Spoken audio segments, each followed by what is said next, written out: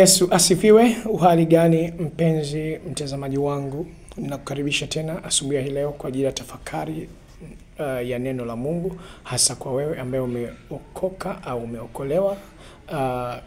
Kumbuka, mtu nani aliokoka? Unawezaje kuokoka? Kuokoka ni kuamini katika kazi utimilifu ya Yesu Kristo, kwamba Kristo alikufa kwa ajili ya dhambi zako na Mungu alimfufua katika wafu ili wewe uweze kuhesabiwa haki. Ukiamini maneno hayo, ukiamini katika kufa, kuzikwa na kufufuka kwa Yesu Kristo, basi unafanyika kiumbe kipya, au unakuwa umeokoka na unatolewa katika ufalme wa giza na kuingizwa katika ufalme wa mwana wa pendo lake. Kutokea hapo una jukumu la kuendelea kukulia wokovu, kukua katika kujua kweli ya Kristo.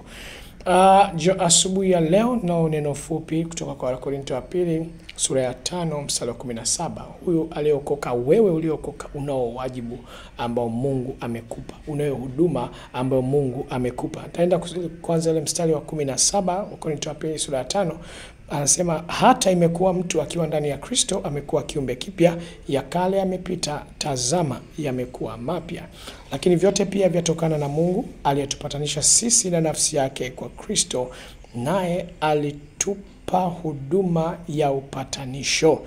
Yaani Mungu alikuwa ndani ya Kristo akiupatanisha ulimwengu na nafsi yake, asiwahesabie makosa yao, naye ametia ndani yetu neno la upatanisho. Kwa kila aliyemwamini Yesu Kristo, au kila aliyeokoka, ndani yake kunalo neno la upatanisho, la kuupatanisha ulimwengu na Mungu. Mungu yuko ndani yako, Kristo anaishi ndani yako. Kwa ni kwa lile neno la kweli la Injili ndio linaloweza kusababisha huyo mtu au watu wengine ambao hawamjui Yesu Kristo wakaweza kumjua kutokana na wewe. Kinywa kilichofumbwa ni hatima iliyofungwa. Mungu ameweka ndani yako neno la upatanisho. Hivyo fungua kinywa chako na kuambia watu habari za Yesu Kristo. Fungua kinywa chako kwa ajili ya kuambia watu kwa ajili ya tumaini la uzima lililo katika Kristo Yesu. Kitendo cha wewe kukaa kimya au kutofanya lolote, kumbuka kuna siku ya kutoa hesabu ya yale yote ulioishi, yani kwamba baada ya kuokolewa ulifanya nini na wokovu wako. Bwana Yesu asifiwe. Anasema mstari wa 20 kwamba basi tu wajumbe kwa ajili ya Kristo, kana kwamba Mungu anasihi kwa vinywa vyetu, twawaomba ninyi kwa ajili ya Kristo mpatanishwe na Mungu.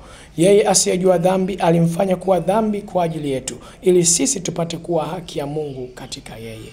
Wewe umefanyika kuwa haki ya Mungu, wafanye wengine pia kuwa haki ya Mungu. Neno la Mungu katika Timotheo wa kwanza sura ya 2:3-4 anasema, hili ni zuri tena la kubalika mno, kwamba kwa Mungu Mwokozi wetu, ambaye hupenda watu, au ambaye hutaka, sio upenda, hutaka watu wote waokolewe na wapate kujua iliyo kweli. Hivyo asubuhi ya leo nao kuombea neema ya Mungu ikupe ujasiri ndani yako, kufungua kinywa, kutumia fedha zako, kutumia mali zako kwa ajili ya kuambia wengine habari za Yesu Kristo. Baba, achilie huo ujasiri ndani yako, achilie bidii ya kutokukaa kimya na kuambia watu wengine habari za Yesu Kristo.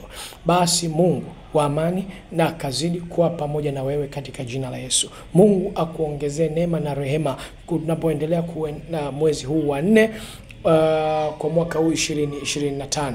Wewe umebarikiwa na Mungu akupe watu ambao utajivunia wawe taji yako, hata siku ile ukiwa na kitu cha kuonyesha mbele za Bwana. Uweze kuambia watu habari za Kristo.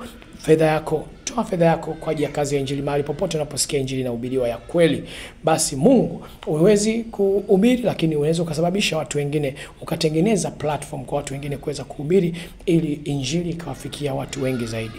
Neema ya Mungu izidi kutenda kazi katika maisha yako. Endelea kukua katika neema ya Bwana wetu Yesu Kristo, na ulinzi wa kiungu uendelee kutenda kazi kwenye maisha yako, kwenye kazi yako, kwenye maisha yako katika jina la Yesu Kristo. Na ninakukaribisha pia katika kanisa letu Great Vision 2000.